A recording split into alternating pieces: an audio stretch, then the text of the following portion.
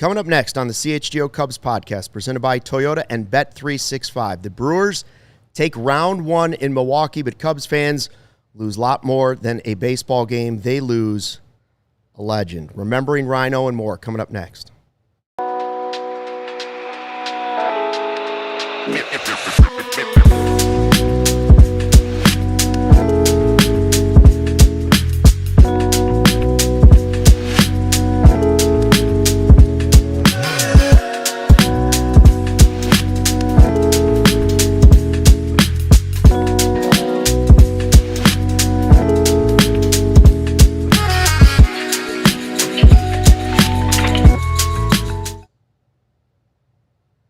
Welcome into the CHGO Cubs podcast. A difficult night for Cubs Nation, as during the Cubs-Brewers game, the Cubs announced the news that Cubs Hall of Famer Ryne Sandberg had passed away at the age of 65 earlier today at his home in the north suburbs, the Wrigley Field marquee, now with Rhino Sandberg and his years, which is hard to believe. Because just over a year ago, he had announced that he was cancer-free. Then we got the news that the cancer was back and had spread. And after a really tough battle, Ryne Sandberg has passed away. We're here on the CHGO Cubs podcast to talk about Rhino. We're here to talk about the baseball game because he'd want us to. And we're going to probably talk even a little bit of trade stuff. But we're also here to be with other Cubs fans here in the live YouTube chat. So you can leave your memories of Rhino, your thoughts of Rhino. We're all thinking about his family, his wife Margaret, his grandkids, his kids, everybody that knew him, his teammates. We will talk about all of it here on the CHGO Cubs podcast, even though we had a quick break in earlier and we talked about it right away. Luke Stuckmeyer, Joey Kostopoulos, and Justin Roman with you. Sarah's running the show over there for us. Just a tough night. I mean, you're watching the Brewers come back on the Cubs, and you think it's important. And then you realize it's not important. Right. Like we'll talk about the baseball game because Rhino would want us to talk about the baseball game because, quote, unquote, that's respect. Mm-hmm. But we will also respect Ryne Sandberg. Just initially, what did Rhino mean to you? What did he mean to you as a fan? Well, for people that we jumped on and we did an emergency show really quick, so thank you for tuning in. Forgive me if I'm repeating myself a little bit, but for Rhino, for me was... And a lot of us are going to ingest this personally. And personally for me, this is my first baseball hero. And this is my first, I'm 41 years old. I've been very lucky. This is my first sports hero that has passed. So this is really a really, really difficult time. And for me personally with Rhino was a player that could do it all. Rhino was a player that made you believe that a second baseman can win an MVP award. He was the type of player that made you believe he could hit 2 home runs off Bruce Sutter, which you guys know very well about. We'll talk plenty about that. But also, the part for me that was so special was, and I said it before, but I'm going to do it again, is that a lot of people do the thing of like, well, MJ unretired and then he came back. Wasn't that amazing? For those that remember, Rhino did it first. And the day that Rhino retired, I cried my eyes out. And the fact that a year later, I came home and was able to open up a Chicago Tribune and read that Rhino was coming back, even if it was for that short span of time, was such an amazing, amazing blessing for me. And in many ways, Rhino helped me fall in love with baseball. I mean, he was number 23. That number means a lot in town. And we talked about it. There was that Topps baseball card, and it was horizontal. And it was Rhino swinging with a packed Wrigleyville behind it. And the picture's worth 1,000 words. I think that baseball card, not just watching the Cubs games, I think that baseball card alone helped me fall in love with baseball. And the fact that Rhino was in it front and center is very apropos. And tonight is definitely, the Cubs lost. Cubs play tomorrow. Tonight is a night to celebrate Rhino. And I'm just glad to be here with you two guys. Yeah. Here for it, especially the stories that you have to tell, and we're all Rhino fans. Yeah, I was so excited to have my first podcast with you guys, and I thought it was going to be celebrating the Cubs beating the Brewers, and it was just that's what my focus was on. I would have never guessed that my first time being on this podcast, I would have cried to anybody who watched. But that's what the man meant to me. I'm a grown man dressed the way I'm dressed right now because of the 1984 Cubs team. And Sandberg, by far and away, was the leader of that team. And that team made me fall in love with baseball. And that team is why I am a diehard and a lifelong crazy Cubs fan. I want to say I was 6, 7 years old, something like that. And that's my first memory of baseball. My first memories of the Cubs are that 84 team, I can still remember the Sandberg game. I can still remember when they clinched the division. And they're all running the field, and Harry Carey, the Cubs clinched it. I mean, I remember that so vividly. It's like my first childhood memories of baseball. And, when you're a kid, we've struggled. Is it a hero? Yeah, as a kid, Sandberg was my hero. Now, listen, I'm a lefty. I played first base. Didn't matter. Ryne Sandberg was my favorite player, and I imitated his batting stance. I'd be alone in my room. I'd do the whole 84 Cubs team, and Sandberg had that kind of like – I did all that stuff because I loved the man. And later in life, I got to meet him. And, and Luke, you have better stories than I do, but you said it best. Like, they say don't meet your heroes. Sandberg couldn't have been nicer, couldn't have been more pleasant, couldn't have been more appreciative. And this one's tough. I'm with you. I haven't really had any you guys may laugh at this, but like for me, Michael Jackson passing away was the first time one of my childhood heroes passed away. And that hit me really hard from a musical standpoint. This one hits me hard from a baseball, sports, Cubs standpoint. And I'd argue it's bigger because of what the Cubs have always meant to me and my family. There will be a lot of great stuff on Marquee over the days. There will be a lot of great memories of Rhino, a lot of sad moments with his passing, 65 years old. The Cubs have released a statement as well as putting that up on the Marquee. Rest in peace to Rhino. The Cubs issued this statement. Ryne Sandberg was a hero to a generation of Chicago Cubs fans. Will be remembered as one of the all-time greats in nearly 150 years of this historic franchise, said Executive Chairman Tom Ricketts on behalf of his family and the Cubs organization. His dedication to and respect for the game, along with his unrelenting integrity, grit, hustle, and competitive fire, were hallmarks of his career. He was immensely proud of his teammates and his role as a global ambassador of the game. But most of all, he was proud of Margaret, his children, his role as a husband, father, and grandfather.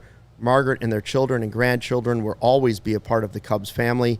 Rhino will never be forgotten by the Cubs community and baseball fans around the world. It's very well said. I think of his family. I think of Margaret. I think of BR and his kids and his grandkids, that he just lit up when he talked about the grandkids. They were everything to him. Like, he loved Cubs baseball and he loved Wrigley Field, but his grandkids were top of the list. We're gonna talk more about Rhino. We did do a special podcast before this while the game was going on, talking about Rhino. I want you in the chat here at the YouTube chat, here at the all-new CHGO Cubs YouTube channel. Give us your comments about him. We are going to talk about the baseball game now because knowing Rhino, he's watching it, and this is it, man. Like, if there's Cubs baseball, he wants to talk about it, and if there's baseball in general, he wants to talk about it. So we're going to respect him that way, and that we are going to talk about the game, but not for long. A good portion of the rest of the podcast will also go back and talk more about Ryne Sandberg, who he was as a player, who he was as a person, which is actually way more important than the baseball stuff. He just happened to be great at both of them. And if I could tease one thing, you have an incredible story about Rhino that if you missed it earlier, you want to hear it, because I'm one of your peers, and I was impressed with that story of you and Rhino. So I want you to tell that story again later on. Yeah, I will say Rhino and I, we developed a pretty nice little relationship. Cool. Like, for watching your favorite player in any sport for a long time, and he turns out to be great, is just, it's something special and something that I will certainly cherish. Rhino would have loved the 3-0 start. Yeah. First place Cubs against the first place Brewers, tied for the best record in the National League, a huge 3-game series. The day starts with the news about Jed Hoyer being extended as the general manager. And they get off to this 3-0 start with Matthew Boyd, their all-star and, as you could say, ace this season on the mound. And Boyd just didn't have it tonight. No, he didn't. Uncharacteristically, too, because he's been a horse. And the marquee broadcast said it was the most runs he's given up, or tied for the most all year, I want to say. I think he ended up giving up 5 in the performance. I think it was his season high. Yeah. He was tying at 4. He didn't have it. And he was staked an early 3-0 lead against a phenomenal rookie pitcher that also didn't have it. And, you know, if I can tell you about our roller coaster of watching the game together after that first inning, we felt pretty good, didn't we? Yeah. Yeah, no, we felt really good. I mean, so that's what's so disappointing about tonight's game, right? The first inning, Jacob Mizorowski suddenly in the All-Star game. Yeah. Phenom. What's he going to do? Pumping 101. First inning, Michael Busch, bloop single.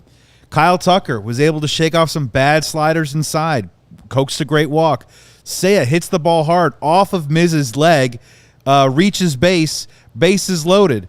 PCA, tough night for PCA. Yeah. Swings at every pitch, but on a drop third strike, we were able to get our first run. Yeah. First run aboard. Carson Kelly on a questionable K, outside pitch looking, and then Ian Happ hits the ball maybe 4 or 5 feet. Jacob Mizorowski gathers the ball a little too fast, throws the ball way over the head of the first baseman. Bad throw there. So 2 errors in that inning, 2 runs.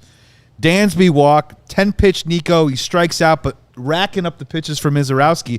We thought that we might have had the Brewers on the ropes. A team like the Brewers who seems to capitalize on every single mistake that the opposing team makes. The Cubs were finally capitalizing on the Brewers' mistakes to get some runs on the board. And you're right, Justin. Matthew Boyd simply did not have it. And look, I'm giving him a pass. I think everyone in the chat, I'm hopeful that you're giving Matthew Boyd a pass because he has been so good lately. And it was as simple tonight as he couldn't locate his fastball. He couldn't locate his breaking stuff. The only thing he really had going for him tonight was his changeup. If you're able to locate your changeup and nothing else, it's going to be a difficult night. And he just couldn't get, even in a couple of moments where Matt Shaw made 2 fantastic plays to get him out of an inning. Yes. Maybe that righted the ship to get Matthew Boyd back on track, but he just simply didn't have it tonight. And then, unfortunately, only 4 hits for the Chicago Cubs after the first inning. Wow. I mean, Luke, for a game 1 in this series that we've been building up with anticipation was not the way you wanted to start at all. Baseball's a funny sport, isn't it? We all thought we were going to have that pitching showdown, a low-scoring game, the Miz going against Boyd, and Mizorowski looked like a rookie who was a little overwhelmed by the moment. Yep. And then Matthew Boyd, I don't know that he was overwhelmed by the moment. He just didn't have command of his fastball. He couldn't place it where he wanted to place it, and it led to trouble for the Cubs that, you know, they probably should have had even more than 3 runs in that first inning. Totally. And then in the 5th inning, they get 2 on, PCA at the plate. You think, oh, this is the big moment. Didn't happen. I don't know when the players found out about Ryne Sandberg. We've heard that he passed away this afternoon. Did the players know about it before the game? I don't know. I'm not going to say it had any impact on the game whatsoever, but it had an impact on Cubs fans watching the game. Oh, yeah. I know that. Like your focus on the game became blurred. Well, behind the scenes here, we were all watching the game together, and Sarah found out, and she gasped and was like, oh, no, like, I mean, and then we all collectively moaned. I mean, it was like, yeah, and I kind of feel like that's what most Cub fans did when that tweet came across or when that post came across or when they heard it on Marquee. It's just, yeah, I imagine how we all felt and reacted is exactly how Chicago reacted. We will talk about his Hall of Fame speech. We're going to read all the super chats coming up after a quick break. We are going to talk more about Rhino for sure, including a lot of your memories. And we are all going to talk trade stuff because Rhino, in my mind, is still the greatest trade in Chicago Cubs history, one of the greatest in Chicago sports history. Arrieta was a great trade. Ryne Sandberg is a Hall of Famer. Exactly. And a legend, and one that we will greatly miss. So we're going to talk about Rhino more. We'll talk about the trade stuff and all the possible players that seem to be kind of falling off that list very quickly and how that might impact the Cubs' search to try and get back to the World Series, and maybe they can honor Ryne Sandberg with a championship this year. But first, a word from our sponsors at CHGO. Whatever the moment, it's never ordinary at Bet365. New customers now get $150 bonus bets when you bet $5, win or lose. Sign up, use the code CHGO365, deposit $10, and place a bet for $5 to get that $150 in bonus bets if your bet wins or loses. You can pick whatever offer you want right now. I don't know. Maybe it's Cubs Brewers this week. Maybe it's a good time to dip your toe into some of that action. And here's the other fun part. MLB early payout offer. With the Bet365 early payout offer, you're a winner if your team goes 5 runs ahead with an instant payout on straight bets and parlay selections marked as winners. So download the app and use the code CHGO365 when you sign up. New customers get $150 in bonus bets when you win $5, win or lose. So sign up today. CHGO365, deposit $10, place a bet for $5. Whatever the moment, it's never ordinary at Bet365. Must be 21 plus or over. If you or someone you know has a gambling problem, crisis counseling, referral services can be accessed by calling 1-800-GAMBLER in-app only. Just like your favorite team needs a home field advantage, your home needs a home flooring advantage, and Empire Today can deliver it. Empire Today has flooring experts. We've all been to the big box store. The neon lights, they might have a flooring department, but the person helping you in flooring might have been selling sinks and toilets yesterday. They might be watering the garden center tomorrow. Empire Today lives and breathes flooring. With Empire Today, you get clear, upfront, and all-inclusive pricing. So schedule a free in-home estimate today because some things are just better at home. CHGO listeners, pay attention. You can receive a $350 discount when you use the promo code CHGO. You heard me right. $350 off with the code CHGO. Restrictions apply. Visit empiretoday.com/CHGO for full details. Empire Today. Back on the CHGO Cubs podcast, the Cubs lose 8-4, and Cubs fans and baseball fans around the world, we lose Ryne Sandberg today, who passed away after a very difficult battle with cancer. The Cubs Hall of Famer, 65 years old. Stephen with a super chat for us saying the significance of Rhino and the impact he had on our team and the city is important. If Jed cares, he better improve this team and win it for him. I think a lot of people will say win it for Rhino. That will be a theme down the stretch here. There's no question about it. Ed Hardig told us on an earlier podcast that the Cubs will have some sort of patch that they've already started working on. Wouldn't be surprised to see it tomorrow. I'll be shocked if the number 23 isn't in a circle and behind home plate at Wrigley Field the rest of the season. And, of course, his 23 flag will fly at Wrigley Field forever, along with the statue at Gallagher Way. Knight 6776 in a super chat says, of course, as soon as Jed gets an extension, we get our butts kicked. Get Jed on those phones. Again, we're going to talk about it. Yeah. A little bit about the Hoyer extension and possibilities, but for me, that story just kind of got pushed to the side greatly, and deservedly so, out of respect for Ryne Sandberg. A lot of people saying great things about him in the chat. I saw somebody had a great quote, I believe it was from his Hall of Fame speech, which Barry Rosner from the Daily Herald and 670 The Score did a great job. And he helped co-write it or write it for Rhino, and Rhino had to prove a lot of that stuff, but I know that's what he wanted to say. Do you have that one, Sarah? It was before the show. It was talking about respect for the game. My favorite quote, get your work in, work hard at it, give it your best effort, and if you get an opportunity, be ready for it. That's respect for the game, and that's what Rhino was all about. That's life, Luke. It is. That's life, Translates. man. It translates. A lot of what he went through translates. So Jed Hoyer did get the extension announced by the Cubs this afternoon. We did an emergency podcast this afternoon about that, breaking in, talking about it here at CHGO. I don't think it has a great impact on the trade deadline and what's going on. I think the timing is not a coincidence, though. I think they wanted to show that he's the guy. He's going to be here, and these are going to be his decisions. He's not going to make decisions that are based on just one season trying to save his job. We've had a lot of players in the last, 24, 48 hours kind of fall out of the mix, right? You had Seth Lugo extended. Bubic is out for the year. Clase was suspended today by baseball for a gambling investigation. That's crazy. Gino Suarez was hit on the hand tonight. X-rays were clear, but it's the second time in 2 weeks he's been hit on the hand. And we've heard about the price for that. Somebody in the chat said that Dylan Cease was hit by a 16 minutes today. ago, scariest scene at Petco Park is Francisco Lindor hit Dylan Cease in the back of the head with a comebacker. So that's very, very recent news. Obviously, we're just hoping for Dylan just Cease want him to be to be healthy. okay. But yeah, this is a part of what you're talking about. Yeah, I'm surprised that they pitched some of these guys because today alone, a few of the trade candidates they actually pitched. I mean, if Dylan Cease would have gotten hurt and he's out for the year, let's say, or even like 3 weeks, I mean, now your trade value has tanked, right? So I'm surprised. Yeah, Cabrera. I'm surprised some of these guys pitched today so close to the deadline. maybe that's why Ben Brown threw only 57 pitches yesterday. No, I never know. And I didn't see. I don't know if Iowa had a game tonight, but I know 3 of the big guys didn't play Sunday. Right? Casey didn't play. Long didn't play, and was it Alcantara didn't play? I believe all 3 of them. Yeah. Yeah, they didn't play yesterday, and I don't know if that was related, but you would think it's probably related. Yeah, it's a tricky thing to do. What if for Cabrera and the Marlins? What if the teams say no? I want to see one more. I want to see one more outing from him. Yeah. But at this point, don't you know who these guys are? I wouldn't pitch some of those guys, but maybe they know they're unlikely to trade him. So what are you going to do?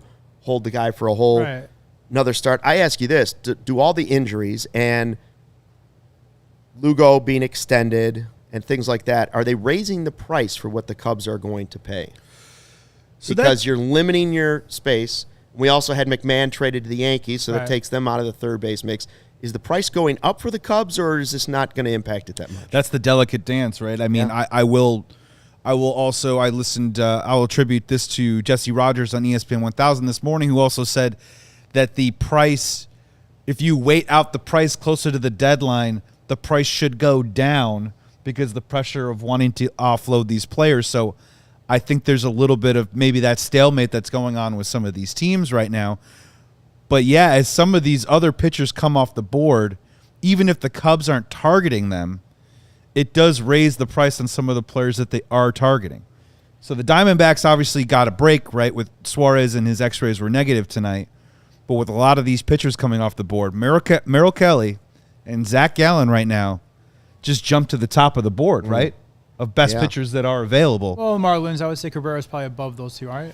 Cabrera, Alcantara, it's a little bit of what kind of brand of vodka that you enjoy for Mackenzie sure. Gore would be above that. Do you Mackenzie like control? Gore would be above if he's available, and Ryan would be above if he's available. Oh yeah, I put Mackenzie Gore and Joe Ryan above. Edward Cabrera is a little bit more like. Do you like the control? Right. He's a little bit younger. Yeah. As Luke's mentioned, he did go have an MRI on his elbow a couple weeks ago, which came back clean. But anytime you go in for an MRI, it makes you go wait. Luke, you touched on this, but I actually do feel more comfort in Jed Hoyer being here for the long term because he'll have to live with these decisions he's going to trade off. So, if he was a lame duck like he was yesterday, I guess, maybe making some things to help this year, but not thinking beyond. Now that he's here for the long haul, I do feel more comfort in him making decisions best for this year's team, but also for the long term of the Cubs organization. So I do feel better about him being extended. I don't think there's any question that for Cubs fans, Jed Hoyer was on the hot seat entering the offseason. Yes. And maybe even at the end of the offseason. Not everybody loved the Tucker deal at the beginning. They weren't sure what to make of it because everybody still doesn't know, is it a rental? Right. Or is it a year-long rental, or is it going to be a long-term play? We still don't know the answer to that. But the rest of his offseason moves were spectacular. Absolutely. Right? So we put together our list of best and worst of Jed, and I still say there's a TBD. The TBDs are still the Tucker trade because we don't know how it's all going to work out. But you still got a top 10 offensive hitter. Yeah, I'm all for it. And if it leads to a playoff appearance, it's a win. 1,000%, yes. But it'd be more of a win if they sign him long-term. If somehow they stumble, don't make the playoffs, and Cam Smith turns out to be a Hall of Famer, and they don't re-sign Tucker, then it will be a loss. Which is an irony so to TBD this. Still an irony of this exercise is the fact that the Kyle Tucker trade is a little bit of a TBD. Jed Hoyer got an extension today, and we all thought walking into the season for Jed Hoyer to earn said extension would be playoffs or bust. He still has not earned that yet. We are in that position. I still think that we're going. I really like this baseball team a lot, but I will say that the job isn't done, especially with the next couple of days with the trade deadline coming up. So that's what's out in front of Jed a little bit is, making sure that Kyle Tucker TBD turns into a win or a best of. I think this is the best team in the Central. I really do. I know I'm a homer, but I believe that for many, many reasons. But I also believe with almost my entire being that Kyle Tucker signs long-term here. I really do. I think that I almost think that this extension with Jed might be a precursor to Tucker being extended, because I feel like, he's going to get the money no matter what. And I just feel like he's the perfect ball player to Ricketts to finally kind of like be all in and go uncomfortable money. He's just that perfect ball player to fit in with this team, this city. And I've heard from media sources that he loves Chicago as well. I mean, you're going to make hundreds of millions of dollars, Wrigley Field, packed summer playoff hunt. What's better than that? Yeah. I think back to, and we're talking a lot about Rhino, and we will, especially the last half of this podcast, but I remember when Rhino signed his deal, and I think it was $7 million, and he was the first $7 million player. We go, oh, how can you pay a player $7 million? Yeah. And we're sitting here today, and we're talking about the great Ryne Sandberg, who was inducted into the Hall of Fame in 2005, and you say he was worth every penny. Yep. He was worth every peny. 84 NL MVP. Just remember that. 10-time All-Star, 9-time Gold Glover, 1990 Home Run Derby champion, 7-time Silver Slugger. We're going to have to save that story. Oh, I know. Too. Hey, a championship is a championship. We have to save that story. I got a story on that, too. Yeah, I can't wait. Yeah, we'll have some good memories of Rhino. I don't know how this will all work out. The wins for Jed, if you want to do losses, that can be a pretty short list, actually. Yes. Schwarber's number 1. And by far and away, the biggest black stain or black eye on Jed Hoyer's tenure is letting Schwarber go for nothing. Right. Even if he wasn't going to turn into the player that he turned into because he was motivated by it, still a horrible decision. And okay, so in hindsight, I don't remember blasting Jed for it. Okay, so I was a big fan of, it was a PR nightmare, but I was a fan of trading off the core. I did think it was time to move on, expiring contracts, and they had 5 years, they didn't do anything. Right, but they didn't trade away him. No. Yeah, so my point is, though, I remember he was coming off a horrible year, though. Yeah, Schwarber was coming off a horrible year. I want to say betting under 200. Mm-hmm. So it wasn't like hindsight is 20/20 on all these moves. I can honestly say that was the biggest black eye of his tenure. But at the time, I didn't think it was monumental, and it seems to kind of have been monumental. Well, and the part that I remember about it that really made me mad was, Schwarber already had that Bambino legend going in Wrigleyville, so sentimental. Wise, right? The romance in my heart was upset that he was gone, but you're right. I believe he hit 180 something in the 2020 year. A lot of guys didn't perform well in that shortened season that we're going to look back on, and it is going to be like a lot of things in life at that time, going to be this weird anomaly, this weird outlier of a season. Totally. The thing that really made me upset was that they went out and signed Jock Peterson for what, $2 million less? Yeah. They declined the $10 million tender on Kyle Schwarber and brought in Jock Peterson for I believe it was $7 or $8 million. One more thing about that was the inexcusable part. There was no DH in the NL at that point either. However, my argument on that is, as smart as Jed and Theo are, how could you not see it coming? Everybody could see that the DH was coming to the National League. So you stash him for 2 years? Yes. Okay. If you think he's the Babe Ruth that they thought he was. Right. Go back and watch the videos of 2016. He is their favorite guy. They love Rizzo, but Schwarbs was their guy. I get it, but you're coming off of 182. Yeah. I mean, it was not his best year. No, I just don't think I would have given. When it happened, I was not happy, especially that he left for nothing. But I agreed it was time to reboot. So Schwarber was a bad one. Mancini was a bad one. Hosmer was a bad one. Yes. Tucker Barnhart. Bullpen last year, Barnhart. Those were all bad. They underperformed. They had to pay out money to those underperforming players. Wow. Yeah. But the reason he's back, PCA trade. Phenomenal. Matthew Boyd signing.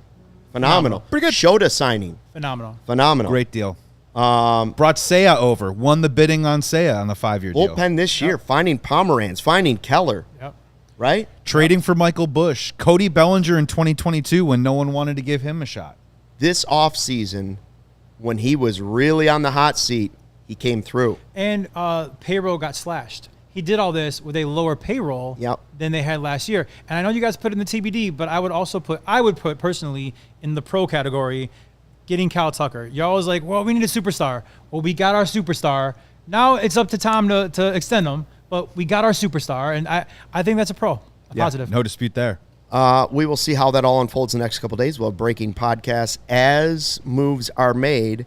We're going to turn our attention back to Ryne Sandberg here after a quick commercial break. Here's a word from our sponsors.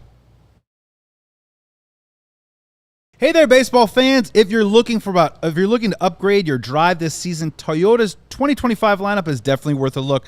There's the RAV4. It's versatile, reliable, and always ready for a little adventure. There's the Grand Highlander.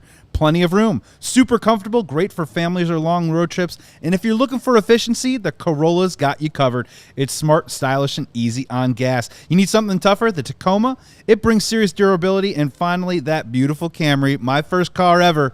Sleek and packed with performance. Summer starts here, so visit your local dealer today. Find yours right now. You can check out the full lineup at Toyota.com or stop by your local Chicagoland Toyota dealership. Toyota, let's go places. And Luke, man, it's a good thing to become a Chicago diehard. Oh, it is. CHGO diehard. Get your access to exclusive written content, Adam Johns, a free t-shirt, plenty of discounts on future merch. August 15th, rooftop party. Go to allchgo.com for the latest information on how you can join the thousands of CHGO diehards in your community. We can't wait to connect with all of you on an even greater level. Listen, I've been living in beautiful Cook County, for 40 plus years. I've been a property tax guy in Cook County for 20 plus. Bless you. Overpaying for property taxes is something way too many Cook County residents are doing. In Cook County, you can appeal in a window, but it varies by township, closes up rapidly, very difficult to win. So right now, sign up in under 3 minutes for Ownwell. They have experts for you. In Cook County, Ownwell's has a 25% contingent fee, meaning you only pay if your property taxes are reduced. 86% of Ownwell's customers receive a reduction. Save money on your Cook County property taxes with Ownwell. Sign up in less than 3 minutes. Get your appeal going today at ownwell.com/cook. That's OWNWELL.com/cook. Cubs lose a game and lose legend Ryne Sandberg all in the same day. A battle with cancer. He had metastatic prostate cancer that he was clear, got this bill of health for the statue release last year, which now you're super thankful for that statue is there forever. We've seen that there has been a single rose laid. I'm going to guess that there's going to be all kinds of memorials there for Ryne Sandberg under the marquee, obviously acknowledging their great Hall of Famer who was inducted in 2005. It just obviously overshadows all of it. It overshadows the trade talk. It overshadows the Cubs-Brewers series. Rhino is one of those players that bridges gaps from generations. Not only because he was great, but he was great off the field too. Yeah. Always had time for people. I told this story when we broke in with the news that for me, I don't like to use the word hero necessarily. He was a sports hero for me. I didn't know him as a child, right? So he's a hero. For me, heroes are people that risk their lives for us, or family members that you look up to and are with you your whole life. Rhino was, starting in '84, a sports hero for me, right? And it's just, I told him, and I wish I probably would have told him more than once, but I told him in a message, I said, it's not very often that some kid gets lucky enough to watch the Sandberg game and then gets to meet and work and talk to their sports hero, right? This person they admire so greatly. And then it's even more rare that person that you look up to so much not only lives up to the hype, but exceeds the hype, blows away the hype, right? Yep. I didn't know what I was when the boss came to me at Comcast Sportsnet in 2008 and said, what do you think about the idea of approaching Ryne Sandberg and see if we could follow him around for like behind the scenes of minor league baseball? I was like, I don't think he's going to do it, but sure, let's ask him. Rhino was all in. Shocking to me. Next thing I knew, I'm on a bus to Peoria. We get to Peoria. It's just me, a producer, and a photographer. He's super gracious. He takes us to dinner.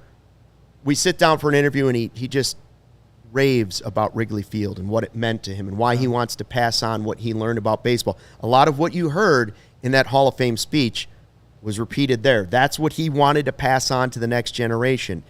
He takes me to dinner, and we're sitting there, and then I see a side of Ryne Sandberg that I've never seen before. I don't think Cubs fans had seen before. Mm-hmm. He had a margarita the size of that baseball helmet. Okay, like a batting helmet size margarita. That's awesome. And he's joking with us about margaritas as big as your head, and I'm like, Ryne Sandberg drinks margaritas. This is awesome. And the only other, I wasn't totally shocked because the only other interaction I had with Rhino, and I told him that day, I said, I've never met you, but my friends and I went to Blue Frog Piano Bar. Oh, man. In downtown Chicago. And we went there one night, and we walked in, and I turned around from our table, and I see Rhino with his wife, Margaret, and some friends. And I was with our boss at the time, and I said, I'm not approaching him. Yeah. I'm not going to be that guy. I'm not going to ask him to come on. I'm not going to go talk to him. He's having fun with his friends. That's it. Rhino gets up, shocks me. Rhino gets up and belts out Jump Van Halen. No way.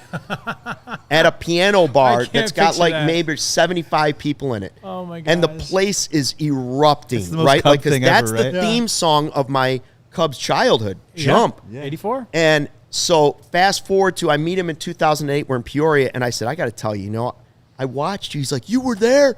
Oh, I rocked that, didn't I? And I was like, that. you got to be kidding me. Like, he was into it, right? And he's super excited about it. He's like, man, wasn't that song the best? He's like, you wait. Game starts in Peoria. What do the Peoria Chiefs run out to? As long as he was manager, his teams were running out to Jump. Because that was baseball to him. That's what he remembered. Just like he was our baseball, that song is what got him going. Oh, it gets us going. That'd be a nice touch for them to do at Wrigley Field next homestand.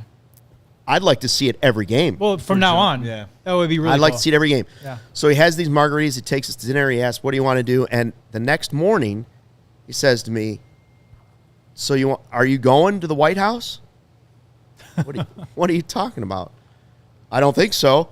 And he's like, well, I've got to leave in 36 hours, whatever it is, to go to the White House. President Bush invited me for a wiffle ball game with John Smoltz and a bunch of kids. Crazy. He's like, do you want to go? And I'm like, I don't think I'm going to get clearance to the White House. Not Nobody with your knows. record. I'm on Comcast Sportsnet. No, the White House is not going to clear me for this. Not with your background. And that too, no. And I'm like, he's like, we'll make it happen. Boom. White House clearance was show up at the White House. And we're standing there on the Rose Garden lawn, South Lawn, Rose Garden's behind us. And I don't take pictures. I've never took any pictures that I can think of with an athlete. I can't think of one. Wow. I've met Ditka. I've met Jordan, like David Robinson, Tim Duncan, Tony Barber. Go down the list. I just didn't feel like it was professional. Okay. But Rhino says to you, hey, you want to take a picture? And I look around, and he's like, I'm like, I don't think that's professional. What do you think? And he's like, am I your favorite player? I'm like, yeah. He's like, you ever going to be at the White House again? I'm like, he's like, let's get a picture. Amazing. So he's calling people over for camera, literally like, hey, can you get a picture? And like, we take a picture, hangs in my basement, me and Ryne Sandberg at the White House, both looking a lot younger than, we did a couple years ago.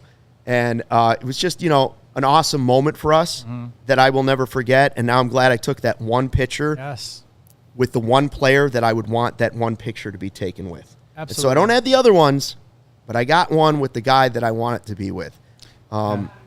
Sarah's got that picture. Yeah, you got to tweet it out. I want to see it. My other thought of Rhino is I also told him, I said, hey, you know who was there when you won the home run derby? This guy. Really? As a kid, 1990. I was a senior in high school, and I don't know how we got tickets. We got tickets to the home run derby. The wind was blowing in, and Rhino won the home run derby with 2 home runs. Wow. Unbelievable. 2 home runs. He's like, yeah, I won that. It's like, so he won the home run derby at Wrigley Field, and of course, now we find out the Cubs will have the All-Star game again, and it's devastating to know that he will not be there for it, because that's the guy that you want thrown out to the first pitch. And I do think back to opening day, Cubs players knew something, especially the Hall of Famers, when they shoved him out there for his moment to throw Yeah. out that ceremonial first pitch on opening day. Speaking of his moments, I said it earlier, but again, I have an 11-year-old son, Tristan, who loves baseball, and last year he was 10. And it gets harder to go to Cubs games when you have kids. I have a newborn baby, and I have a 10-year-old. I live in the suburbs. It's harder to go to the games. Yeah. Last year, I said June 23rd, Sandberg statue game. I have to be at that game. Yeah. So I brought my son, and it was magical. I mean, to see the statue being, revealed to everybody, and the part that breaks me up so much is, cancer is a journey. My father passed away of cancer. It hits very close to home. But Sandberg sees the statue, smile bigger than you could ever imagine, and announces to thousands of Cub fans that he's cancer-free. This is barely a year ago. Think about this man's life and his family's life. Like, he had beaten cancer, and here we are, a little over a year later, having a Remembering Ryne Sandberg episode. It's crazy to me how life comes at you very, very fast, but I'm very thankful I was at that moment to be there and celebrate him, because trust me, he felt the love. There is no one in the world that a Cub that feels the love more than Ryne Sandberg, because he is beloved in the city. But the fact that was barely a year ago, and he was cancer free is shocking to me. It came back with a fury, right? Yeah. Obviously, it came back with a fury. I do remember saying to him that in just messaging back and forth, like, he was somebody that so many people were inspired by as young baseball players. Yes. You get down in the stance, and Yep. you try to do the Ryne Sandberg wiffle ball Yeah, I was stance. saying you imitated Right? his The batting stance. stance. That means you were Everybody doing tried. it fundamentally correct. 1,000%. Everybody tried. Yeah, yeah, yeah. Little Everybody bounce back tried. and forth. Absolutely, yeah. So he inspired that way as a player. He inspired with his Hall of Fame speech. He inspired with the way that he carried himself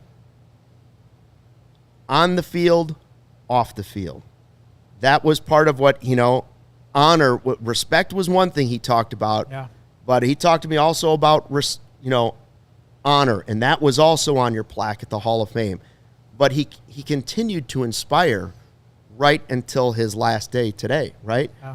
In a way that so many people can now feel that inspiration, right? Because we can't all connect to or understand what it's like to be a Hall of Fame baseball player, or a great baseball player, or a Major League Baseball Or the greatest player. second baseman of all time, all which time. I Second still baseman of think all that he time. is. But we can all connect to the fact that he was fighting cancer, because we all know somebody, Yeah. or we ourselves have been impacted directly by cancer. And so he will continue to inspire even though he's gone. And he was so transparent. One thing I'll give him I'll give him credit for a lot of things, but I couldn't believe how transparent he was on Instagram with his battling of cancer. He was posting pictures after chemo treatments, and he was telling the story. And who didn't fist bump when he was Absolutely. posting those messages and liking that Absolutely. and being yeah. like, Rhino, Yes. you know what I mean? Like, Yeah. if you agreed. go to all those posts, you're gonna see me with 1,000,000 blue hearts in every post. Yeah. It was inspiring, and, Yeah. and we were rooting for you, and yeah. I tell you, like, He was better than Joe Morgan. Barb, you're right. Yes. he I was. agree with Barb. And you know I what? don't- Maybe Jeff Kent hit more home runs, and maybe Robinson come Cano on. had a No. better run, No, and not even Jose in the same- Altuve wouldn't take his shirt No. off. Don't give me any of those players Right. other than the all-around Yes. player, person, teammate, representative, built in a lab how you'd want to represent the Yeah. city of Chicago. Like, think of all the fan favorites that we have in Chicago. Think of, like, the Joakim Noahs and the guys that just play hard, Yeah. respect the game, care about the city, give it their all. For me, a person who was born in 1984, I'm ground zero of that. Like, Yeah. template one, example one of that for me was Ryne Sandberg. And I will say that the part that I always thought about growing up, and I'm thinking about it now, is that in 1997, Rhino, in his final year, hits 25 bombs, gets a beautiful send-off right at Wrigley Yeah. Field. And then in 98, we have the McGuire-Sosa chase. And don't get me wrong, Mickey Morandini, great second baseman in 1998. But I will always wonder if, Kerry Wood, Sammy Sosa going to the playoffs, if Sandberg was there for that one more year. It isn't about regrets. I just I think about No, I that hear ya. sometimes. Yeah. And it was, in a strange way, Luke, you mentioned it, I think, on the other show, is it was a bit of a passing of the torch where Rhino's Wrigley was, 1982 to 1997. Yeah. And then after that, 1998, Wrigleyville became a different place. Not better or worse, you know what I mean? We've had many iterations of Wrigley Field. But, from 82 to 97, that was Sandberg's Wrigley, and it's incredible. If you go, we did a thing, the 10 biggest what ifs podcast together in Cubs history. And one of them that we did was, what if Sammy was never traded to Northside? Well, we'll talk about if Ryne Sandberg was never traded to the Chicago Cubs. Let me tell you. More on that in a second, but first a word from our sponsors. Oh, guys, back in my 20s, people asked, where do you get those slab packs? And I'd say, well, it's just simply sit-ups. Now they ask me in my 50s, and I say, well, I get my slab packs from Arena Club. You're looking to buy, sell, trade, or rip open a pack of cards, Arena Club is changing the hobby with their transparent slab packs and no-fee auctions. You got to check out these slab packs. You can rip one open for as low as $25 and hit on a card that's worth tens of thousands of dollars. Every pack has grails that are at least 20 times the price of the pack. From Digital Showroom, you can trade, sell, auction, whatever you want. And if you're heading to the 45th Annual National Sports Collectors Convention, be sure to stop by the Arena Club booth. It's all happening July 30th through August 3rd at the Convention Center in Rosemont. They'll have special promotions available for both new and current customers. Right now, you can save 20% off your first slab pack or card purchase by going to arenaclub.com/CHGO. Use that code CHGO. This summer, new vehicles are in store at Ray Chrysler, Dodge, Jeep, and Ram, and this is your chance to score a great deal at the Employees Pricing Plus Sales event. Right now, lease the 2025 Ram 15 for $1,500 Bighorn Crew Cab for only $99 a month for 27 months. Plus, shop over 125 vehicles priced under $20,000. The expert team at Ray's CDJR is here to help you during every single step of your car shopping journey. They prioritize affordability, and you won't overpay for the vehicle you need. And with Ray's Price Promise, you can shop confidently with no add-ons or hidden fees ever. The price you see is the price you pay. It is that simple. So go check out our partner today to shop one of the Chicago area's largest inventories. Don't miss out on the Employee Pricing Plus Sales event for huge savings on the Ram 1500. For more information, visit Ray CDJR today in Route 12 in Fox Lake or online at raycdjr.com. Go there today. Ray baby. Cubs lose, and we are remembering the legend Ryne Sandberg, who passed away today at the age of 65. Just devastating news. We've also had a lot of fun memories, right? We've had a lot of good times talking about Rhino the player, Rhino the person. Great to see some of the statue stuff. Marquee is at the same time putting stuff up and will continue to run stuff about Ryne Sandberg. Craig Counsell, I believe, just spoke about Ryne Sandberg. We're working on that for a second after the Cubs game today. Here is Craig Counsell after the game today in Milwaukee. We just addressed the team and told them the news that of Rhino's passing, and we're saddened of the loss of a great man.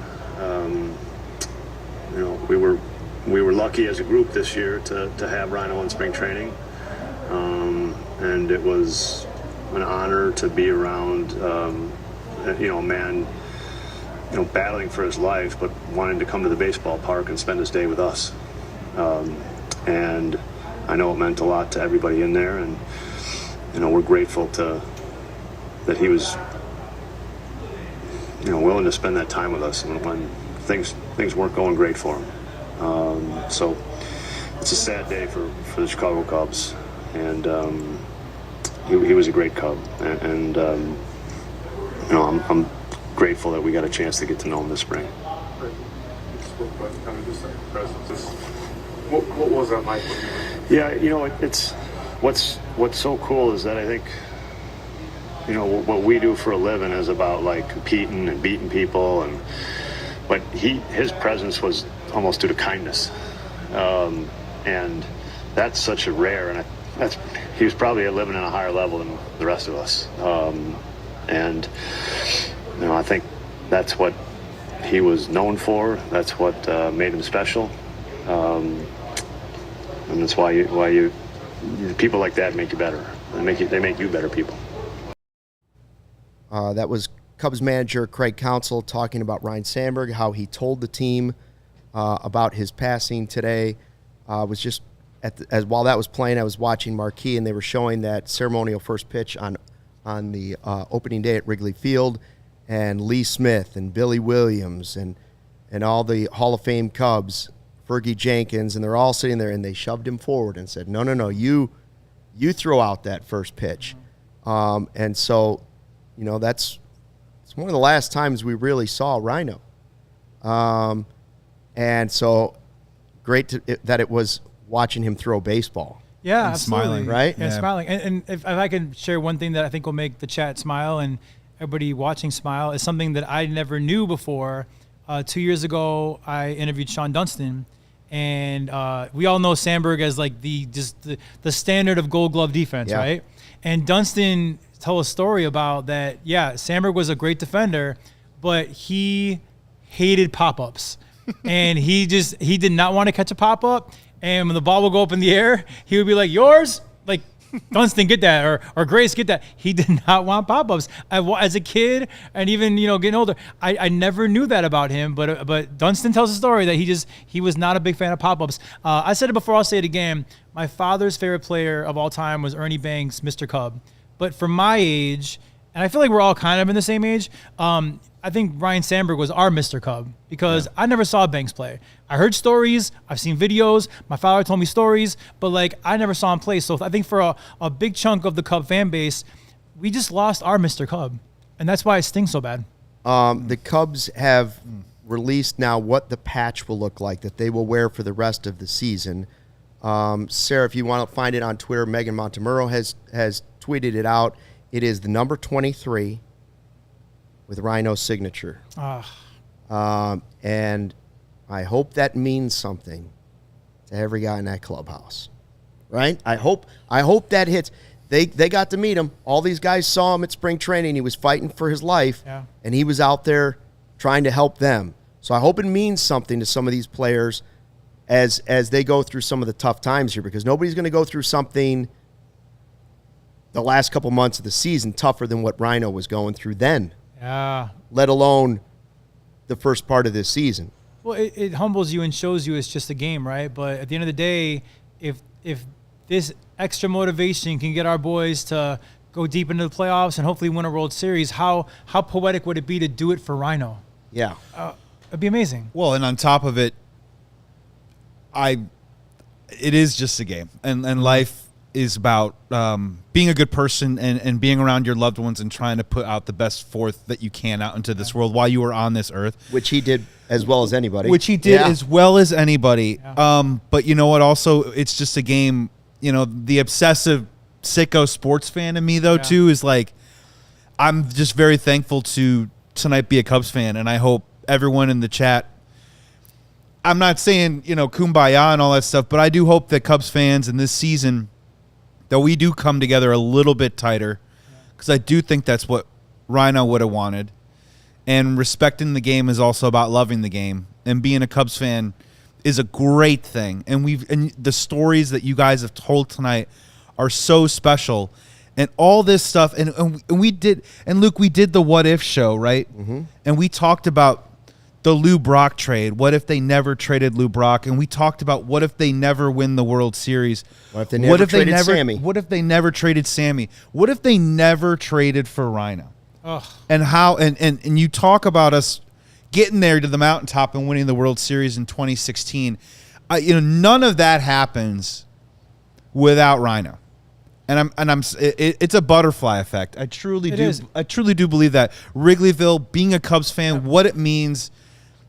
I don't think we get there. It might still be 100 and blah, blah, blah years counting without the player and the integrity and the skill and the legend of Ryne Sandberg. And kudos to Dallas Green, because what I've heard is that he insisted on throwing in Sandberg or the deal doesn't happen. Just throw it in. Yeah, so we could all say we got lucky, but Dallas Green was not doing that trade if the kid, Sandberg, wasn't involved. So kudos to Dallas Green for changing our entire course of our franchise. Tell us about Ivan De Jesus, we all Luke. we all want these great players to Yeah. come back in the next couple days to the Cubs and be added to the roster. Yes. Jed, please don't trade the next Ryne Sandberg. Don't do it. You know, well, that'll be easy because there's never going to be another Ryne No. Sandberg. He was He's one of a kind, and I will say that like when we talk about trades in Cubs history, a lot of people will go with Arrieta because it led to a World Series, and Jake Arrieta was an unbelievable trade in Cubs history.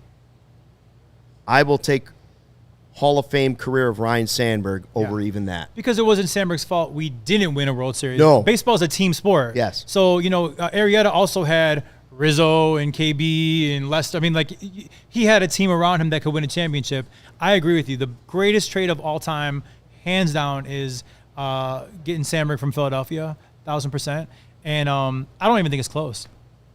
I mean, it's one of the greatest and worst baseball trades in baseball Right, history. right. Not just in Cubs history. Right. For the Cubs, it's one of the greatest trades in baseball history. And during a time when the side, Cubs never won anything. You know what I mean? And during a time when the No. Cubs didn't win much. So we said, They win that. what would have happened if Sammy was never traded south side to north side? And we talked about that. But the Sandberg one has the same answer that I had for the Sammy one. I'm not sure Wrigleyville is the same. Nope. Right. Harry Carey No had shot. a big role in it. He loved Sandberg. He had a love affair with Sandberg. Loved him. That was his guy. And Sammy had a big role in it. Yep. But man, oh man, Rhino and the Sandberg game were the beginning of it. Yes. That was the beginning of it, and that team was the beginning of it. No shot Andre Dawson blank checks the Chicago Cubs without Ryne Sandberg on the team. Here is the patch the Cubs will wear if you are wow. Awesome. checking on our YouTube view of this. There it is, the 23, and to the side of it, the 23 in red, white pinstriping around the side. I'm trying to do my best, Pat Hughes. And then Rhino's classic signature to the side of it that the Cubs will wear for the rest of the season to honor Ryne Sandberg. You want to show that picture? Photos from the vault. Photos from the vault. My friend Sarah Lauk just sent me this tweet, or a text. This is the Blue Frog karaoke bar. I don't believe it's even there anymore. And it's not. that's my buddy Tom Samario and I. And she must have grabbed this picture while we were standing there. That is Rhino in the back singing karaoke and his wife Margaret in front. And so when I tell you... Wait, that's you on the far right? Far right, that's me. He looks the same. I would have never picked. No, I wouldn't have picked you out. I There, wouldn't have. so that's me on the right, and that's Rhino in the back. And that was the first time I saw Rhino away from a ballpark. And then later I would tell him about that. And he's like, yeah, I really rocked it. I remember that. I was I singing love Jump. it. He's like, that's my go-to, you know? love it. And That's so, my That's got some high notes in it Wait a too. second. That's not an easy. That's not a walk in the park karaoke song. That's Sandberg's go-to of like a list of songs that he belts out. I mean, that means he must do karaoke more than I thought. If you would have given me a list of people and said, this person will never, you will never see this person do karaoke. Right. Derek Rose. Derek Rose, I Ryne guess, is Sandberg. probably number one, but Yeah. Ryne Sandberg would have been a top 5 at the time. 1,000%. But for me, at least from my perspective, it seems like his whole personality changed when he met Margaret. Yeah. Like everything changed for him. Now his teammates may have seen a different guy, but publicly, as Ed Hardig was saying, very quiet, very stoic, serious always about baseball. Yeah. We got to see some of that guy Yeah. after his playing days. He opened that up to the fan base, and I think that's another reason that fans just fell in love with him again, right? And after his playing. Dunston, during that interview, told me that he was a big jokester. Like the players knew him Prankster, as a yeah. jokester, a prankster. Yeah. So we all saw this shy, good-looking young a guy that played the game the right way, and he was. But apparently there was a side of Sandberg that we didn't see until after his playing days, and that's what Dunston confirmed. So I don't like to do podcasts that are over an hour, but we're going to tonight. And so what we're going to do is, for those of you that are watching on Fast Channel, make sure you jump over to the YouTube feed. It's at our new CHGO Cubs YouTube channel. We will continue the show there, right? For those of you on Fast Channel, we want to say thanks for watching. We will have a post-game show for you tomorrow. We also will have more breaking news podcasts as any moves are made by the Cubs. We had 2 of them today. Neither one we expected. Right. And one was happy news and one was really sad news with Ryne Sandberg's passing. So we are going to go to overtime. I think this is the first time I've ever done it on the Cubs podcast. But Rhino deserves more than 1 hour. Yes, he does. So Rhino, I would agree, Justin, is my generation's Mr. Cub. Yep. And if you're just kind of jumping in right now, Luke Stuckmeyer, Joey Christopoulos, Justin Roman, Sarah running the 1s and 2s. We're trying to go a little overtime here. Rhino passed away, and Craig Counsell spoke to the team after the game, told them the news. I'm going to guess that it was not easy news for some of them because he personally took an interest in several of them for sure, Nico. if not the whole team. Nico Horner, trying to teach them anything he could about the game of baseball, anything he wanted to share or learn from him, he wanted to answer those questions. Just, I don't know what else to say about him. He was that special in that I don't know anybody, I've never met anybody, I've never heard anybody that has ever said anything negative about Ryne Sandberg. Bruce Ever. Sutter? Ever. that day. That's the truth. Bruce Sutter loved him. Yeah. Also has passed away. Bruce Sutter was good friends with Ryne Sandberg right down to the end. Like, you could see that the Sandberg, you could see from Sutter's perspective on how you would say, man, all this attention, this kid, I'm already going to be a Hall of Famer, and he's getting this, and he's going to make it his day because he hit 2 home runs off me. Mm-hmm. He embraced it, and he loved him. And they talked about, that's because Rhino was such a great guy. Yeah. If he was a jerk, that relationship would not have been that way. Isn't it crazy how the Sandberg game, and they call it, I mean, it's perfectly titled, but isn't it crazy how the Sandberg game turned him into a superstar? I mean, instantly. Instantly. And I think it goes back to like, now there's so many avenues and so many replays, and you have your handhelds and you can watch things. But back then, it was only on TV live. You couldn't record it. You know, it was live. You watched it, and all us boys and girls that love baseball were watching that national game, and it turned Sandberg and Wrigley Field into stars instantly. And it's so crazy to me, like one game, because like we love PCA. He's awesome, right? I don't know if there's one game that turned him into a star, but for Sandberg, it was that game turned him into a household name and a star in the baseball world. Well, and I mentioned earlier, I'm born in 1984, and as you mentioned, maybe old video isn't readily available, right? So the Sandberg game to me was told to me and passed down to me by my father and my uncles, told in garages around a barbecue, like on a holiday. And it was them telling it in the 7 or 8 different ways. Each story, maybe a detail was changed every single time. But the end of it always was the day that Sandberg couldn't be stopped. Mm-hmm. And then day that he not only tied the game, but in the next inning, he comes up again and ties it, you know what I mean? And that's ties the crazy it again. part is people think, like, it wasn't a walk-off. He tied it twice. No, it was just somebody else won it, but like it and was he had just other hits of the game too. He was like four, that he wasn't was it. 4 for. He had 3 singles. I think he was 5 for 6 that day. It was obviously one of the games that he will have never forgotten, and will always be remembered for. And I think that's one thing that's different about Cubs baseball is that we didn't have until 2016, 2015. We went through a stretch where it was just lovable losers. Yeah. Right? Everything was lovable losers. And that game changed it. Yes. And Rhino changed it with 2 swings of the bat against a guy that was thought of as unhittable. Yeah. And here was this skinny guy who didn't hit that many home runs in his MVP season. Was it 19? I want to say it was 19. 19, right? Yeah. So it was a different game back then. You go back and you watch that video of the Sandberg game, you're like, my goodness, he's skinny. Like, the players just look different, but he was athletic. Yes. And you know that story of how he became a power hitter? Do you know that story or no? No, tell us. So I want to say it was Jim Fry that pulled him aside. Oh yeah. And Yes, said, you're right. Yeah. like, you got to start, like, you can hit home runs. Yeah. You got to start like, I forget the advice he gave him, but it was Jim Fry talking him into pulling the ball more. pulling the ball, Yeah. becoming a power hitter. And I mean, if he doesn't have that conversation, we might be looking at offensively someone like Nico Horner, who's a phenomenal player, but the power isn't really there. But Sandberg changed early on in his career to become a power hitter, and the rest is history, right? Yeah, that 1984 season, 19 triples, 36 doubles, 19 home runs, Wow. 84 runs batted in, 319 average, 8.5 WAR.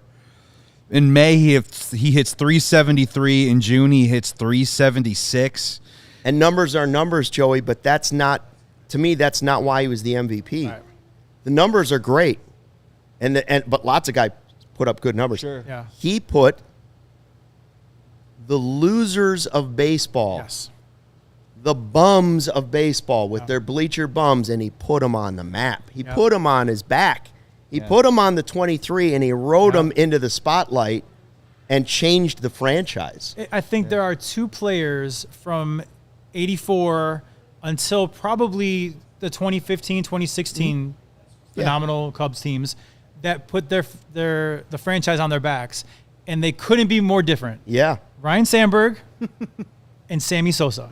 I think those two guys put the franchise on their backs, and again, I love them both. They both are in my top three players of all time, but they couldn't be more different. But I think Sandberg was the 84 until retirement, and then Sammy was after that. But I love that in his final year here with us, that Rhino showed us exactly who he was in that moment. Rhino, who had said a lot of things about Sammy shouldn't be in the Hall of Fame, and anybody that's connected to steroids shouldn't be in the Hall of Fame because of honor and respect and integrity. He said all those things, and he believed them strongly. But Rhino also had forgiveness in his heart. And there was this super flashy guy who doesn't really want to say he's sorry, Right. but wants the spotlight back and was loved by Cubs fans too. And this humble legend who is in the Hall of Fame and knew the other guy well and had said some things like, that's not how I wanted to play the game. And at the end of his life, could lean across and shake hands and hug Sammy Sosa. That's cool. Right? Yeah. You want to learn something from Ryne Sandberg, there's something to learn. And that bridges, Forgive. That bridges the gap, too, because I think I'm at that perfect age of, my top two players are Sandberg and Sosa. I understand Rhino's resistance. I get too. it. But then when Sandberg retired, I loved Sammy Sosa and the home runs, So, there are a lot of fans, I don't know how you guys feel, but a lot of fans like me that they love both those guys, and they couldn't be more different. Yeah, well, that goes. I have some video. Sorry to interrupt, guys. Oh, yeah. I have some video of Rhino at Cubs convention in 2020. If you guys want to signing autographs. Look at how he's like. Look at him being Enough just said. flooded by people. I didn't have time to send it to you, but I have similar pictures from Peoria. Yeah. Right when he was the manager in Peoria, it's like everybody that came to a game in Peoria or a Whitecaps game in Michigan or anywhere around minor league baseball that he was showing up, they were all showing up to see Ryne Sandberg. Yeah, right. Right? And the players knew that, but he didn't want them to feel it, so he gave them their time before the game, and he signed those autographs for, I'm telling you, forever. Hours he was signing autographs and jerseys for people all across Middle America that wanted his autograph. There are some players that don't want to sign an autograph unless they're getting paid for it. Right. Rhino was not that guy. Is there any part of you that is a little bummed out that he didn't get a chance to manage the Cubs after doing things the right way and coming up the ranks? There was at the time. Okay. I was very mad at the Cubs for not giving him a chance. Yeah. I was really unhappy that Jim Hendry didn't give him a chance. I don't think the Cubs ever really wanted him to be a manager for whatever reasons, And now in hindsight, when I look back at it, whether they thought he was the right guy or whatever, when I look back at it in hindsight, managers are hired to be fired. Yeah. And he eventually got fired in Philadelphia. I'm glad he got the opportunity to be a major league manager because that's what he wanted to do. I'm glad he got the opportunity to ride the bus with a bunch of kids around the country and teach them baseball because that's what he wanted to do. But I'm no longer bitter that he was never the manager of the Cubs because I know it would have ended poorly. Not because I don't think he could have done a good job. Some people say he wasn't going to be a good manager, whatever. Yeah. You can believe whatever you want to believe about whether or not he was going to be able to connect with players. This day and age, we just watched players talk about what he meant to them from this current Cubs team. So that's not true. Yeah. But it would have ended eventually, just like Joe Madden won the World Series. Right. He would have been fired. And I don't know if we're sitting here today. He would have been remembered as a Cubs legend. Cubs fans would have always loved him. But I don't know if his relationship with the Cubs would have been the same had he managed the team. Because it would have ended in a way that I think would have crushed him. Yeah. Well, and That said, I just told you about how there was Sammy, he shakes his hand.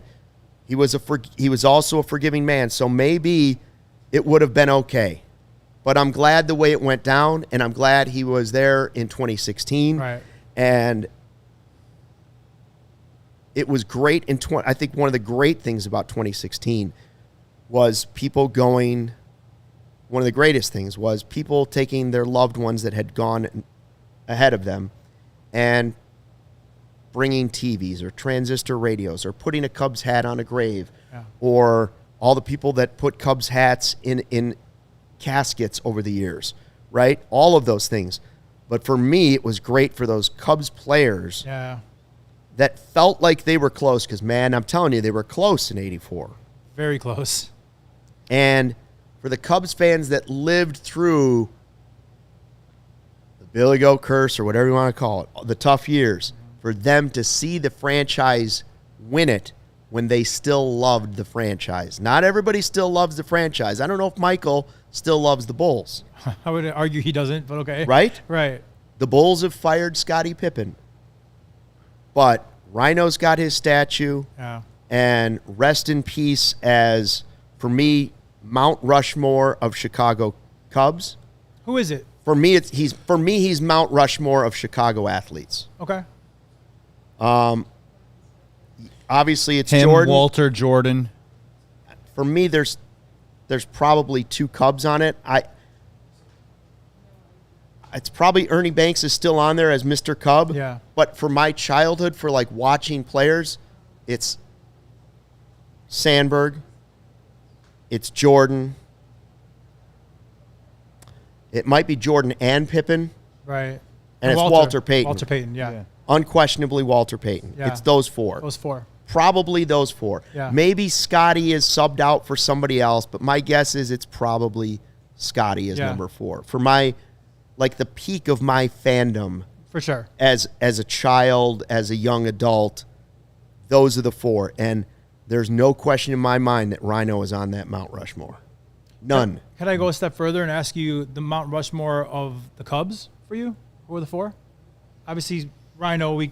I guess it's a different list if I'm talking about my fandom or the greatest Cubs of all time, right? Mm-hmm. Like, can KB and Anthony Rizzo have a right? one neck, two head? One neck, two head. Do they get meshed in? There's no question that Ernie and Rhino are on there no matter what. Yes, for sure. Right? Some people would say PK Wrigley. Some people would definitely say Sammy. Others would say not Sammy. Right. The other 2 spots are debatable. Okay.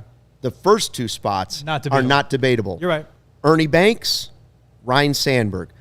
I would say Billy Williams, even though I didn't see a lot of Billy Williams playing. Right. And for me, probably Santo. Now, some would say Theo. I'm going to save mine for just... I'm not putting Harry Carey on the list. For me, it's just players. Right, players. For me, it's just players. And so the other 2 spots are debatable. We've had some Hall of Fame players, and we've had championship teams.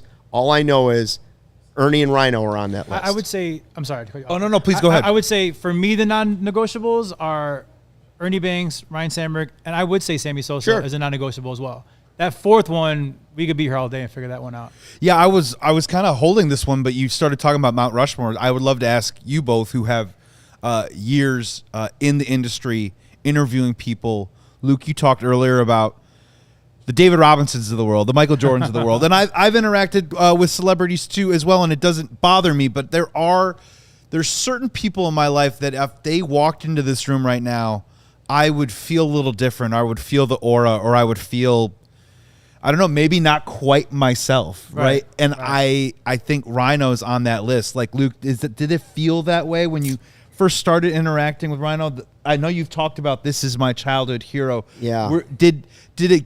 I know you're an industry pro, man, but for a couple seconds did it waver a little bit of like, I have to kind of get myself together here being around Rhino? Yeah, there was a surreal feeling to just sitting and drinking a margarita with Ryne Sandberg, right? Like that, that's so. different. Yeah. But he was such a regular guy, aside from being totally irregular in that he was a spectacular person and an unbelievable baseball player, but a regular guy in that you could sit down across from him and there was no anxiety asking him a question. Mm-hmm. You ask Michael Jordan a question for the first time and your voice is a little bit higher. Yeah, your heart's beating a little faster. Your voice is a little bit higher. Yeah. And it was for me. Like, I spit out like 4, but there were questions. Yeah. I don't even remember what I asked. Right. But Rhino, you sit down and, you know, he's talking about Jump and Van Halen, and he's talking about how Wrigley's the greatest place in the world, and everything is green, and all you could see was that white ball coming at you, and it's all that mattered. And everybody was looking at that white ball because there were no other distractions, just the green, right? And that's how I think of him tonight. Could him looking at that white ball and the green. Yeah. Could there be a bigger superstar in Chicago that couldn't it be more of a normal person? Right. I feel like he was your everyday person, but I mean, he's a Hall of Famer, arguably one of the top 2 greatest couple of all time, but he's a normal guy, I would imagine. I mean, the times I met him, he couldn't have been more normal and more nice and more down to earth.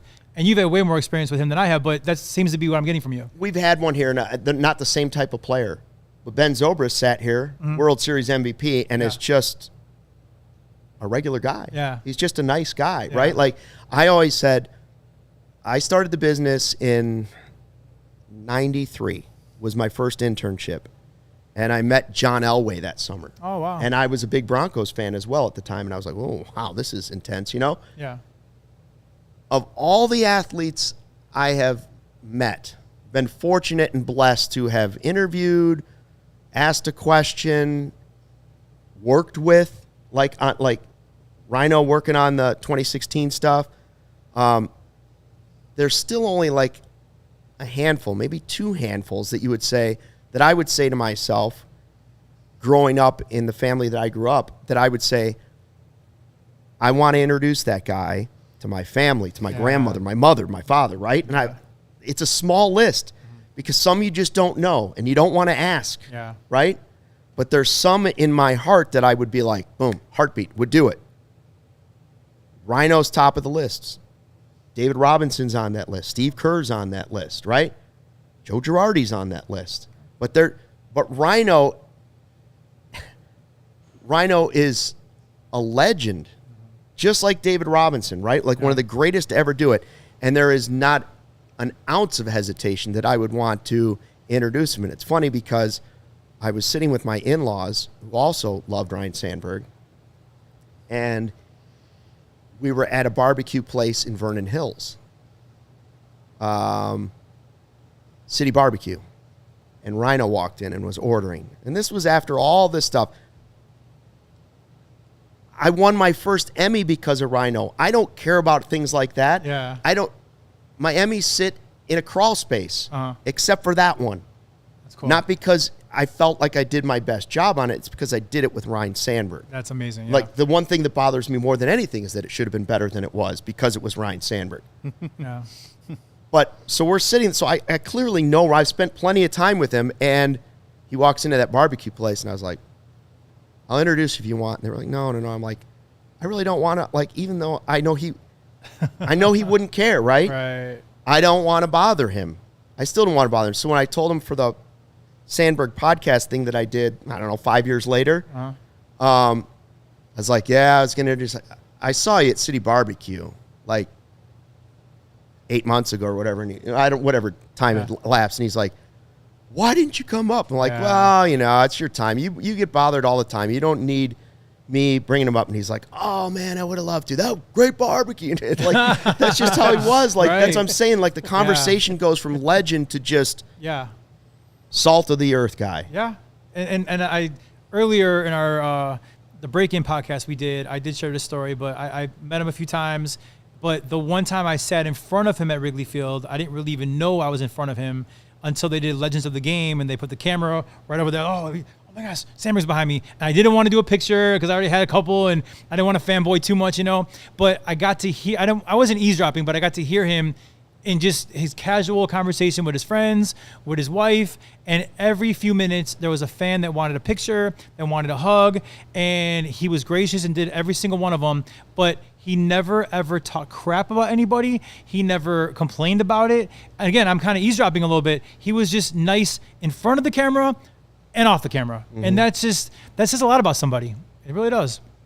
The Cubs also lost today, and we're going overtime because Ryne Sandberg passed away earlier today after a brutal battle with cancer, which will inspire us the way he attacked it and updated us on it and drew inspiration from Cubs fans as he posted on his Instagram account multiple times what the message is, while he wasn't going to respond to everybody, what they meant to him.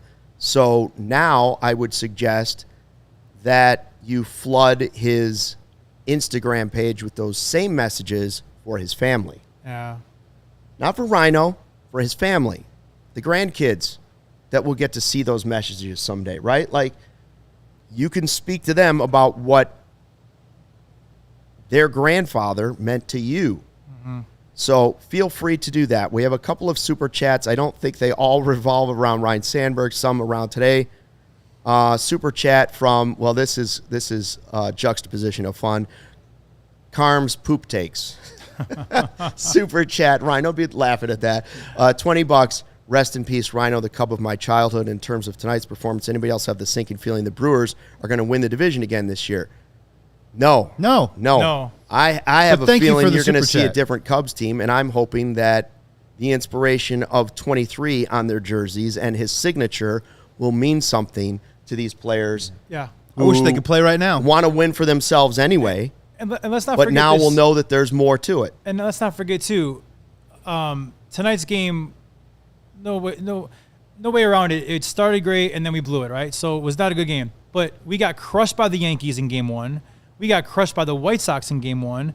There's a reason they played 3-game series. We were down 3-1. Right. We won both those series. So am I predicting that we're going to win the next two? Maybe. But you can never get too high or too low on one game, because I've seen it happen a million times. It doesn't matter what the final score is. It counts as one loss. We get back out tomorrow. We get back out on Wednesday. Let's win a series. Let's go. Marquee is going to have Rhino-centric broadcasting all day during the day today, starting at like 5 a.m. or something crazy. They're showing some great stuff right now. I actually don't want to keep you from it, right?